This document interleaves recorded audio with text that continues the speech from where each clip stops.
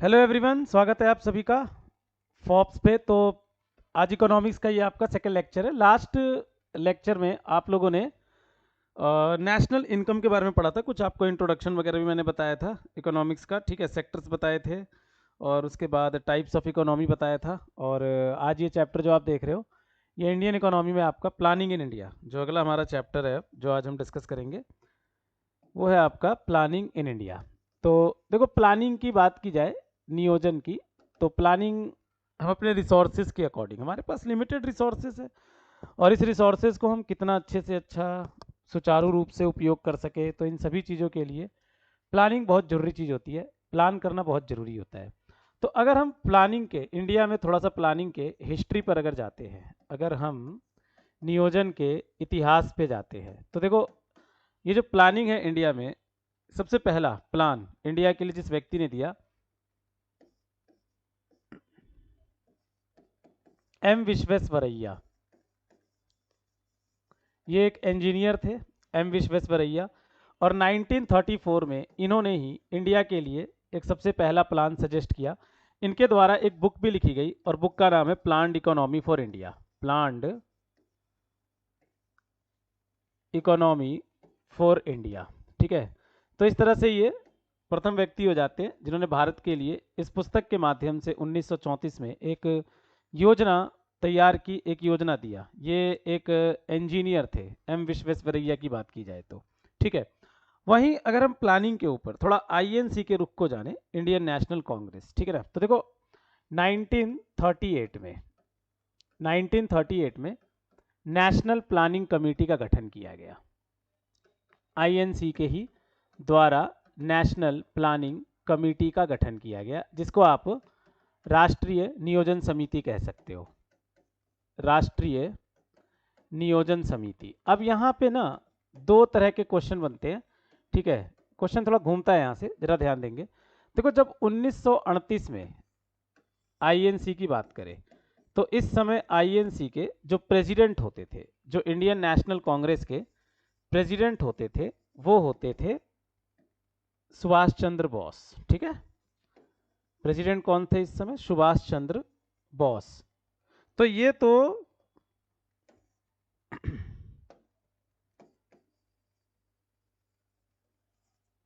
सुभाष चंद्र बोस जो हैं, ये तो आपके आईएनसी के प्रेसिडेंट थे। लेकिन अगर इस नेशनल प्लानिंग कमेटी की बात की जाए कि नियोजन के लिए जो कमेटी बनाई गई, तो इसके अध्यक्ष कौन बनाए गए थे, इसके प्रेसिडेंट कौन बनाए गए थे? तो इसके प्रेसिडेंट जवाहरलाल नेहरू थे, ठीक है ना। तो ये दो तरह का पॉइंट यहाँ पे हो जाएगा कि आईएनसी के जो प्रेसिडेंट थे वो सुभाष चंद्र बोस थे, और जो आईएनसी के द्वारा नेशनल प्लानिंग कमेटी का गठन किया गया, राष्ट्रीय नियोजन समिति, तो इसके अध्यक्ष कौन हुए? जवाहरलाल नेहरू हुए, ठीक है। अब यही इंडिया में कुछ स्पेशल प्लान्स हैं और उनके जो दाता हैं जिन्होंने दिया इस स्पेशल प्लान को, थोड़ा इसको भी डिस्कस करते हैं। यहाँ से भी क्वेश्चन आ जाता है, ठीक है ना। तो देखिए, हमारे देश में बात करें अगर बॉम्बे प्लान की, तो बॉम्बे प्रांत के अंदर ये प्लान लाया गया, ठीक है। और बॉम्बे प्लान जो है, ये कुछ इंडस्ट्रियलिस्ट थे, इन्हीं के द्वारा ये प्लान तैयार किया गया, ठीक है ना। तो यही बॉम्बे के कुछ उद्योगपति थे, इन्हीं उद्योगपतियों के द्वारा एक नियोजन तैयार किया गया जिसको बॉम्बे प्लान का नाम दिया गया। तो बॉम्बे प्लान कुछ उद्योगपतियों के द्वारा दिया गया था, ठीक है। वहीं अगर हम बात करें पीपल्स प्लान, पूछा जाता है कि पीपल्स प्लान किसकी देन थी, ठीक है ना। पीपल्स प्लान किन्होंने दिया था? तो people's plan M N Roy के द्वारा दिया गया था। एम एन रॉय ने जो नियोजन दिया, जो प्लान दिया, इसको पीपल्स प्लान के नाम से जाना जाता है। पीपल्स प्लान के बाद अगला अगर देखा जाए तो गांधीयन प्लान। गांधीयन प्लान का मतलब क्या है? गांधीयन प्लान का मतलब है जो गांधी जी की विचारधाराओं से प्रेरित हो, ठीक है ना। जैसे कि लोकल गवर्नमेंट, कॉटेज इंडस्ट्री, है ना, ये सब गांधी जी की विचारधाराएं थी। तो गांधीयन प्लान जो है, ये एस एन अग्रवाल के द्वारा दिया गया था। S N Agarwal gave Gandhian plan, ठीक है। इसके बाद एक और प्लान है सर्वोदया प्लान। सर्वोदया का मतलब होता है सभी का भला, है ना, सर्वोदया प्लान। तो क्वेश्चन है कि सर्वोदया नियोजन या सर्वोदया प्लान किसके द्वारा दिया गया? तो सर्वोदया प्लान जो है, ये जयप्रकाश नारायण के द्वारा दिया गया, जिनको लोकनायक भी कहा जाता है, जयप्रकाश नारायण, ठीक है। तो ये कुछ खास प्लान हैं और उनको देने वाले लोग ये ध्यान रखेंगे। कई बार ये मैचिंग में भी आ जाता है, एक साइड आपके प्लान के नाम हो सकते हैं और दूसरे साइड किन्होंने इन प्लान को दिया वो हो सकते हैं, तो मैचिंग में भी ये इंपॉर्टेंट हो जाता है। ठीक है, चलिए अब हमारा जब देश स्वतंत्र हुआ और यहाँ पे जब प्लानिंग की बात चली, ठीक है, तो हमारे देश में 5 ईयर प्लान को बनाने के लिए हमने 5 ईयर प्लान के मॉडल को अपनाया। शुरुआत में पंचवर्षीय योजनाओं के मॉडल को अपनाया और 5 ईयर प्लान को बनाने के लिए हमने अपने देश में प्लानिंग कमीशन का गठन किया। ठीक है, हमारे देश में जो आयोग गठन किया गया इसका नाम क्या रहा? योजना आयोग। तो पहले थोड़ा सा योजना आयोग के बारे में चर्चा करते हैं, प्लानिंग कमीशन के बारे में जानते हैं।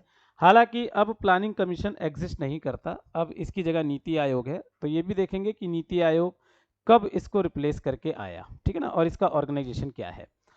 तो जहां तक बात की जाए योजना आयोग की, प्लानिंग कमीशन की, तो प्लानिंग कमीशन का गठन 15 मार्च 1950 को किया गया, 15 मार्च 1950 को किया गया। तो एक तो planning commission extra constitutional body था, गैर संवैधानिक निकाय। अब यहाँ पे एक्स्ट्रा कॉन्स्टिट्यूशनल या गैर संवैधानिक का मतलब क्या है कि जिसका जिक्र संविधान में ना हो, जो संविधान के प्रोविजंस के अकॉर्डिंग इस्टेब्लिश ना किया हो। साथ ही ये नॉन स्टैट्यूटरी भी था। नॉन स्टैट्यूटरी का क्या मतलब है? गैर वैधानिक, कि ना ही इसे किसी एक्ट ऑफ पार्लियामेंट से इस्टेब्लिश किया गया था। तो ना ही इसे एक्ट ऑफ पार्लियामेंट से इस्टेब्लिश किया गया था और ना ही ये कॉन्स्टिट्यूशन में कहीं भी था। ठीक है ना। तो प्लानिंग कमीशन का मेन काम था हमारे देश में 5 ईयर प्लान को तैयार करना, 5 ईयर प्लान बनाना। तो प्लानिंग कमीशन के अगर आप चेयरमैन की बात करोगे, एक्स ऑफिशियो चेयरमैन, तो इसका एक्स ऑफिशियो चेयरमैन पीएम होता था। तो ऑब्वियस सी बात है कि जो जवाहरलाल नेहरू थे हमारे देश के प्रथम प्रधानमंत्री, he was the first chairman of planning commission. ठीक है, और वहीं इसमें एक डेप्यूटी चेयरमैन का भी पोस्ट होता था। तो प्लानिंग कमीशन के अगर आप फर्स्ट डेप्यूटी चेयरमैन की बात करो तो ये थोड़ा सा घुमावदार क्वेश्चन है, क्योंकि देखो यहाँ से तो आप दिमाग लगा लेते हो कि अगर पीएम प्लानिंग कमीशन का चेयरमैन है तो ऑब्वियस सी बात है कि जवाहरलाल नेहरू प्रथम चेयरमैन रहे होंगे प्लानिंग कमीशन के, बट वो was the first deputy chairman of planning commission. तो इसका आंसर होगा गुलजारी लाल नंदा। गुलजारी लाल नंदा, ठीक है, he was the first deputy chairman of planning commission. ठीक है, बट मैंने जैसे कि आपको बताया कि अब प्लानिंग कमीशन एग्जिस्ट नहीं करता, अब इसकी जगह कुछ दूसरा ही निकाय है। ठीक है, तो दोस्तों हम सभी लोग जानते हैं कि 2014 में हमारे देश में एनडीए की सरकार बनी, बीजेपी की सरकार बनी, और इसमें जो प्रधानमंत्री चुने गए वो नरेंद्र मोदी चुने गए। तो जब नरेंद्र मोदी 15 अगस्त 2014 को प्रधानमंत्री के रूप में पहली बार लाल किले पर झंडा फहराते हुए जब भाषण दे रहे थे, तो उन्होंने वहीं से डिक्लेयर किया कि अब प्लानिंग कमीशन को ख़त्म करके इसकी जगह एक नया संस्था लाया जाएगा जिसका नाम होगा नीति आयोग। ठीक है ना। तो हमारे देश में जो नीति आयोग का गठन है वो 1 जनवरी 2015 को किया गया। 1 जनवरी 2015 को नीति आयोग इस्टेब्लिश किया गया। ओके, नीति आयोग को थिंक टैंक बॉडी भी कहते हैं। कईयों बार पूछा गया क्वेश्चन है कि थिंक टैंक बॉडी के नाम से किसको जाना जाता है, तो यह नीति आयोग का ही दूसरा नाम है, थिंक टैंक बॉडी। ठीक है ना। नीति का मतलब क्या होता है? यहाँ पे अगर हम नीति की बात करें तो नीति का मतलब है नेशनल इंस्टीट्यूट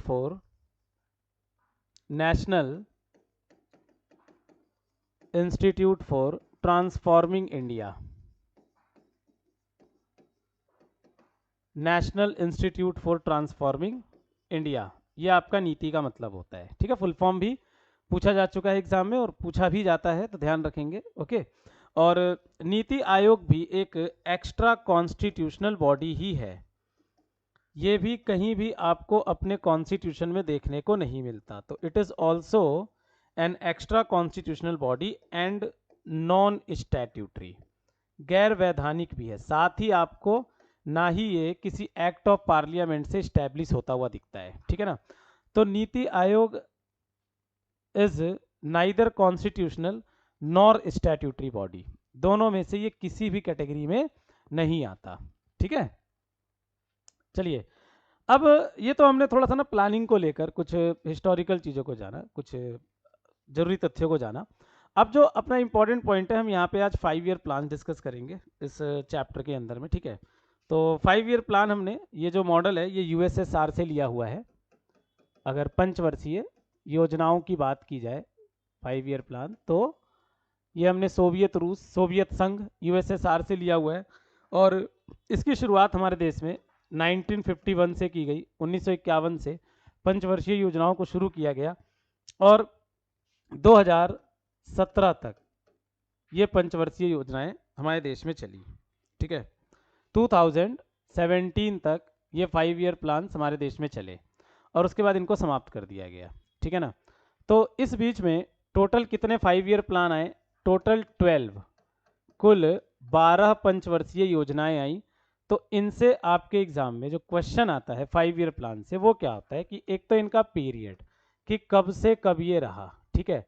दूसरा जो सबसे मेन ऑब्जेक्टिव कि इसमें लक्ष्य क्या रहा, ठीक है। ये दो चीजें सबसे ज्यादा पूछी जाती हैं 5 ईयर प्लान से रिलेटेड, कि किस 5 ईयर प्लान का हमारा पीरियड क्या रहा और हमने उसमें अपना लक्ष्य क्या अपनाया, ऑब्जेक्टिव को क्या अपनाया, ठीक है। उसके बाद ही अगर कुछ इंपॉर्टेंट पॉइंट होता है तो वो हम इसमें ऐड कर लेते हैं, ठीक है ना। तो इस 3 पॉइंट ऑफ व्यू से आप मेनली ये चैप्टर पढ़ेंगे,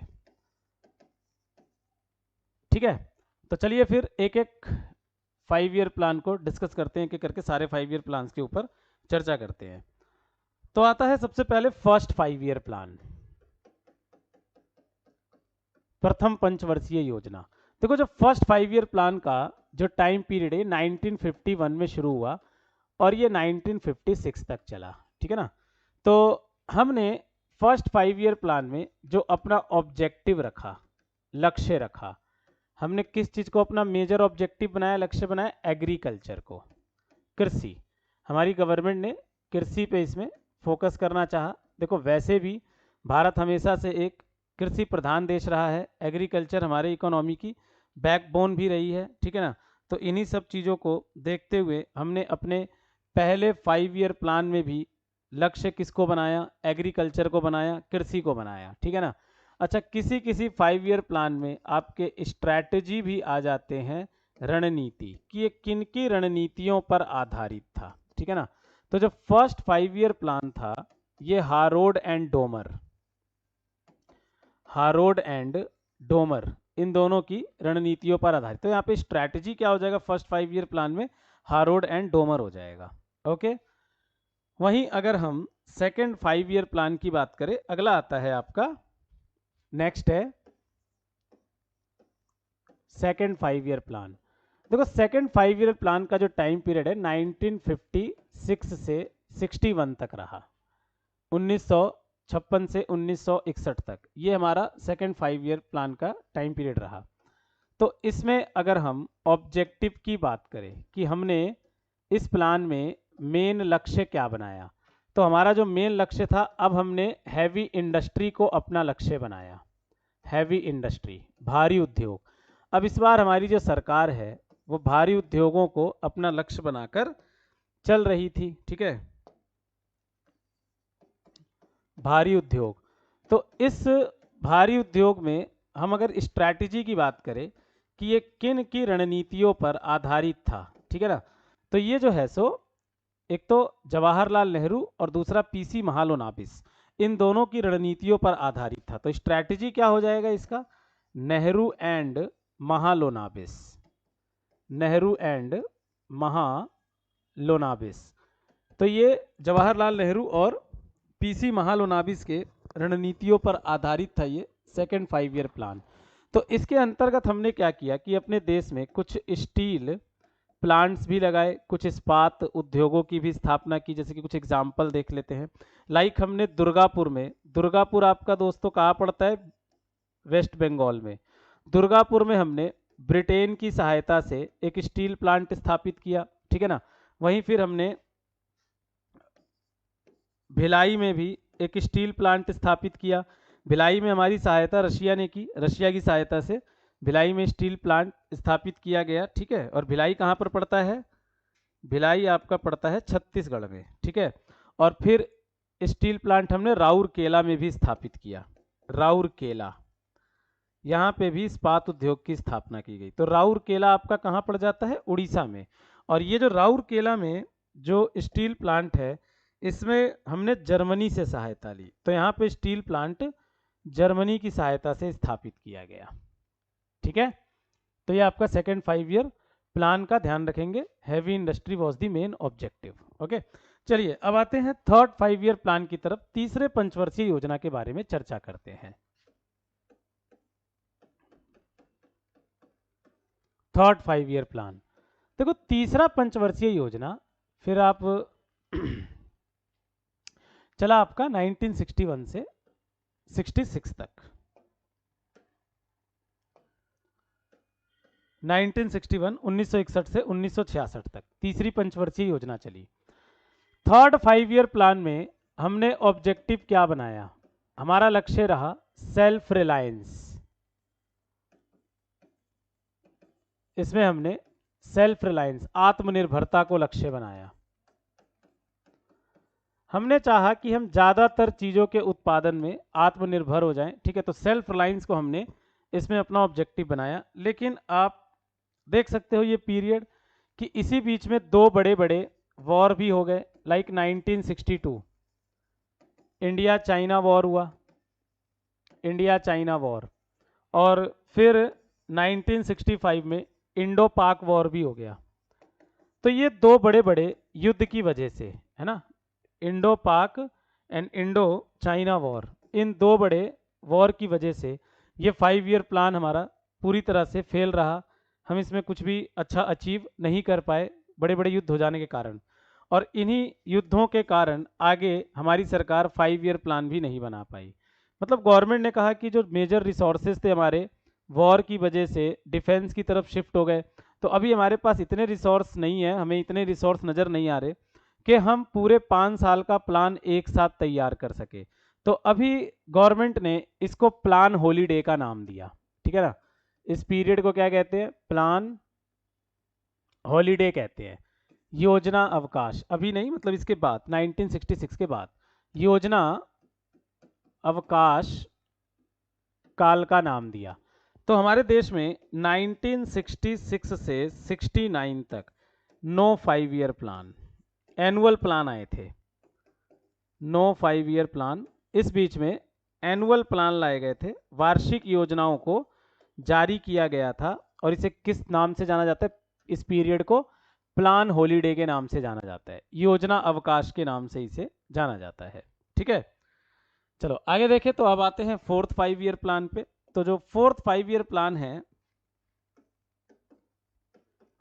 फोर्थ 5 ईयर प्लान, फिर ये फाइनली 1969 में शुरू हुआ और 74 तक इसका पीरियड रहा। हमने यहाँ पर अगेन फोर्थ 5 ईयर प्लान में अपना ऑब्जेक्टिव दोबारा सेल्फ रिलायंस को ही रखना चाहा। सेल्फ रिलायंस को ही फिर से हमने अपना ऑब्जेक्टिव बनाया। बट यहाँ पर फिर से एक प्रॉब्लम हो गई।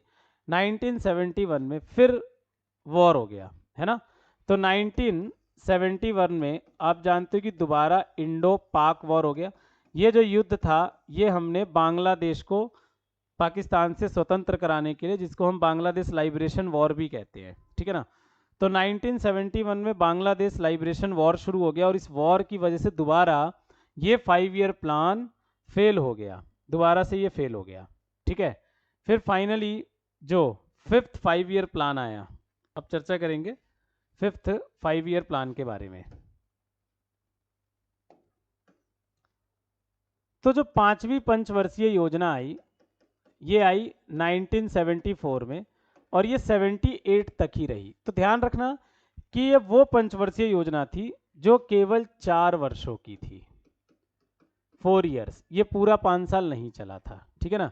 ऐसा है कि बीच में हमारे देश में मोरारजी देसाई की पहली बार भारत में नॉन कांग्रेसी सरकार आई, जनता पार्टी, एक क्वालिशन की गवर्नमेंट, गठबंधन की सरकार। और इसके जो प्रधानमंत्री बने वो बने मोरारजी देसाई। ठीक है, और इस भारत में इस प्रथम गैर कांग्रेसी सरकार ने पंचवर्षीय योजनाओं को बीच में ही समाप्त कर दिया। वो इसकी जगह रोलिंग प्लान को लेके आए, रोलिंग योजना को लेके आए। ठीक है ना। तो ये 5 ईयर प्लान इसलिए केवल 4 वर्षों का रहा था। तो इसमें अगर हम ऑब्जेक्टिव की बात करें, कि इसमें लक्ष्य क्या रखा गया, तो इसमें लक्ष्य रखा गया removal of poverty, removal of poverty, गरीबी हटाओ। हमारी सरकार ने इसमें गरीबी हटाओ का लक्ष्य रखा। तो ध्यान रखेंगे कि 5वीं पंचवर्षीय योजना का प्रमुख लक्ष्य क्या हो जाता है, रिमूवल ऑफ पॉवर्टी, गरीबी हटाओ। ठीक है, तो बताया आपको मैंने कि ये जो प्लान है बीच में ही समाप्त कर दिया गया, खत्म कर दिया गया। ठीक है, जनता पार्टी सरकार के द्वारा। और फिर जो अगला जो 6th 5 ईयर प्लान है, क्योंकि देखो वो सरकार कोalition की गवर्नमेंट थी, जनता पार्टी गवर्नमेंट ज़्यादा दिन तक चल नहीं सकी। ठीक है, गठबंधन खिंच गया, नो कॉन्फिडेंस मोशन आ गया और मोरारजी देसाई को रिजाइन करना पड़ा। और मोरारजी देसाई भारत के पहले प्रधानमंत्री थे जो नो कॉन्फिडेंस मोशन के अगेंस्ट में मेजोरिटी साबित नहीं कर पाए थे और फिर उनको अपने पोस्ट से रिजाइन करना पड़ा था। ठीक है, he was the first prime minister, पहले ऐसे प्रधानमंत्री थे। तो फिर फाइनली जो 6th 5 ईयर प्लान है ये आपका 1980 में आया और 85 तक रहा। ठीक है, तो 6th 5 ईयर प्लान में अगेन जो हमारा ऑब्जेक्टिव रहा, जो लक्ष्य रहा, that was removal of poverty. दोबारा हमने रिमूवल ऑफ पॉवर्टी, दोबारा हमने गरीबी हटाओ को ही लक्ष्य बनाया, मतलब हमारी सरकार ने। ठीक है ना, तो ये आपका 6th 5 ईयर प्लान का पीरियड एंड ऑब्जेक्टिव हो गया। अब आते हैं 7th 5 ईयर प्लान की तरफ। 7th 5 ईयर प्लान कब से कब चला, 1985 से 90 तक चला, 7वीं पंचवर्षीय योजना। हमारी सरकार ने एक बार फिर से एग्रीकल्चर पे फोकस करने का सोचा। ठीक है ना, कृषि पर ध्यान केंद्रित करने का सोचा। तो 7th 5 ईयर प्लान में हमने जो अपना ऑब्जेक्टिव बनाया, जो लक्ष्य बनाया, वो क्या था, to increase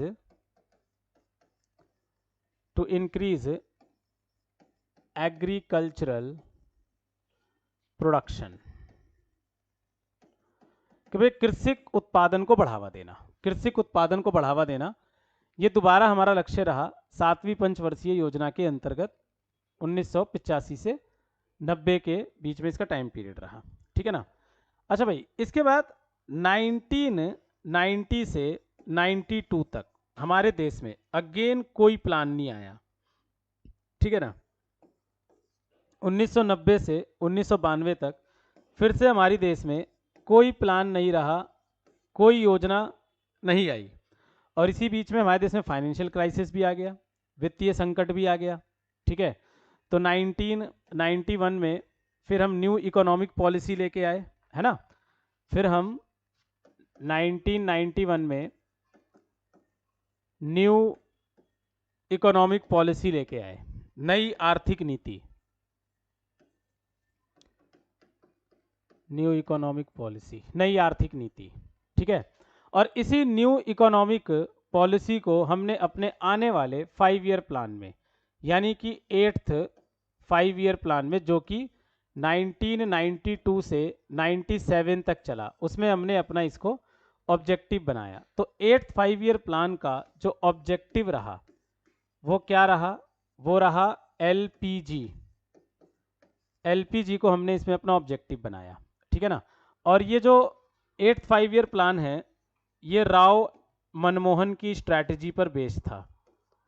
it was based on Rao and Manmohan strategy. ठीक है, तो यहाँ पे एलपीजी का अर्थ क्या है, यहाँ पे एल से हो गया आपका लिबरलाइजेशन, उदारीकरण, हिंदी में आप इसे उदारीकरण कहते हो। पी से हो गया आपका प्राइवेटाइजेशन, निजीकरण, और जी से आपका हो गया ग्लोबलाइजेशन।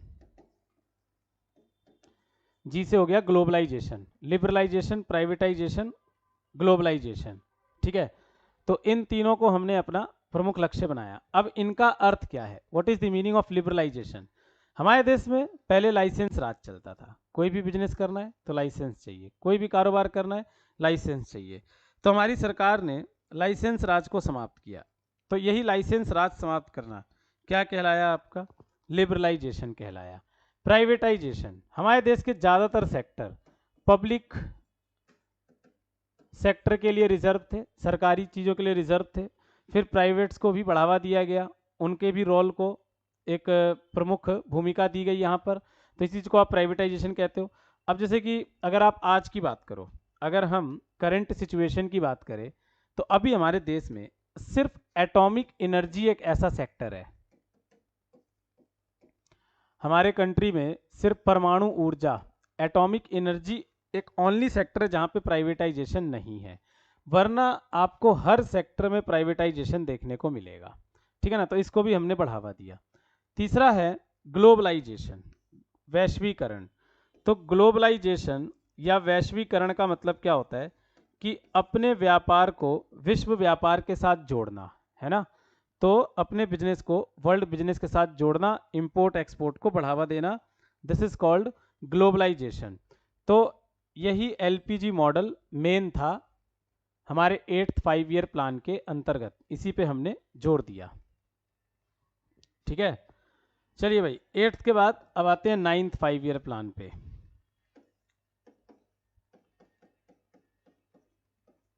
तो जो अपना 9th 5 ईयर प्लान है ये 1997 से 2002 तक चला। ठीक है, 1997 से 2002 तक। तो इसमें हमने क्या ऑब्जेक्टिव अपनाया, लक्ष्य। हमने इसमें लक्ष्य बनाया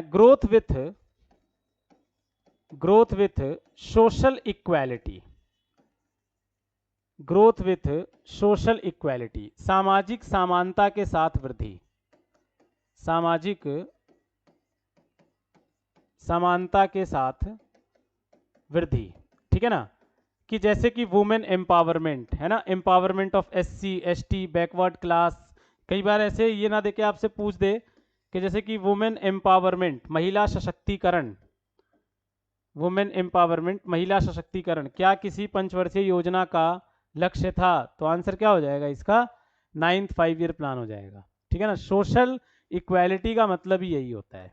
ठीक है ना, यही आपका सामाजिक समानता का मतलब होता है। तो सोशल इक्वालिटी के साथ ग्रोथ करना, सामाजिक समानता के साथ वृद्धि करना, that was the objective of 9th 5 year plan. ठीक है, 9th 5 ईयर प्लान के बाद जो अगला आता है वो है आपका 10th 5 ईयर प्लान। और 10th 5 ईयर प्लान आपका 2002 टू 2007 तक रहा, 2002 से 2007 तक 10वीं पंचवर्षीय योजना रही। और इसमें हमने ऑब्जेक्टिव क्या बनाया, इसमें हमने लक्ष्य क्या रखा, तो इनमें इसमें हमने ऑब्जेक्टिव रखा to achieve high rate of GDP growth, to achieve high rate of GDP growth, कि जीडीपी वृद्धि के उच्च दर को प्राप्त करना, कि अब हम अपने जीडीपी वृद्धि के उच्च दर को प्राप्त करना चाहते थे। और इसी को हमने अपने 10th 5 ईयर प्लान में लक्ष्य बनाया। ठीक है, अगला है आपका 11th 5 ईयर प्लान, 11वीं पंचवर्षीय योजना। तो 11वीं पंचवर्षीय योजना जो है 2007 से 2012 तक रही। और इसमें हमारा ऑब्जेक्टिव क्या रहा, इसमें हमारा लक्ष्य क्या रहा, इंक्लूसिव ग्रोथ, इंक्लूसिव ग्रोथ, सामेकित वृद्धि। हिंदी में आप इसे क्या कहेंगे, सामेकित वृद्धि। तो इसका मतलब क्या है, एक ऐसा ग्रोथ जिसमें हम सभी को साथ लेकर चले।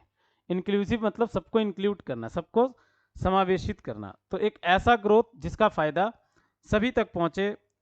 ठीक है ना, जिसमें हम सभी को इंक्लूड करके चले, सभी को साथ लेके चले, इस चीज को आप इंक्लूसिव ग्रोथ कहते हो। ठीक है ना, फिर जब 12th और आखिरी 5 ईयर प्लान आया, लास्ट 5 ईयर प्लान, तो ये आपका 2012 से 2017 तक चला, 2012 से 2017 तक।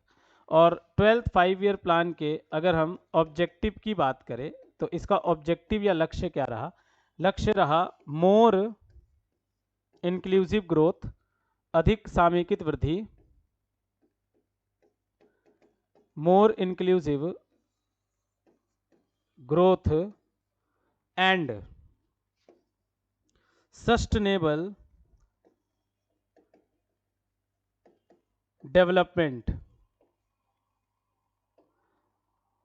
समपोषणीय विकास, हिंदी में आप इसे क्या कहेंगे? समपोषणीय विकास।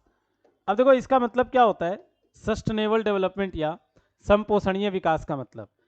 इसका मतलब है एक ऐसा विकास, एक ऐसी वृद्धि, एक ऐसा डेवलपमेंट जिसमें हम अपने आने वाली जनरेशन का भी ख्याल रखें, ठीक है ना?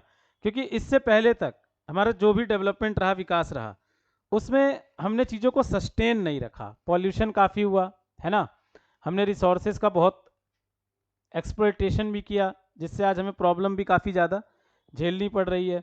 तो सस्टेनेबल डेवलपमेंट का यही मतलब है कि जब आप डेवलपमेंट करें, जब आप विकास करें, तो आप इन चीज़ों का ज़रूर ध्यान रखें कि वो आपके आने वाली जनरेशन के लिए नुकसानदायक तो नहीं है, यानी कि अपने आने वाले जनरेशन का भी ख्याल रखें।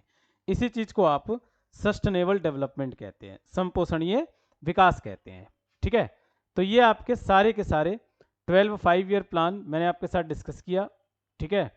और साथ ही मैंने प्लानिंग के हिस्ट्री वगैरह को भी आपके साथ डिस्कस किया, कैसे प्लानिंग वगैरह की शुरुआत हुई और किस तरह से, ठीक है?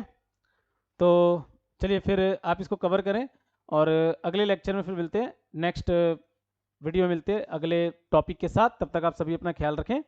धन्यवाद।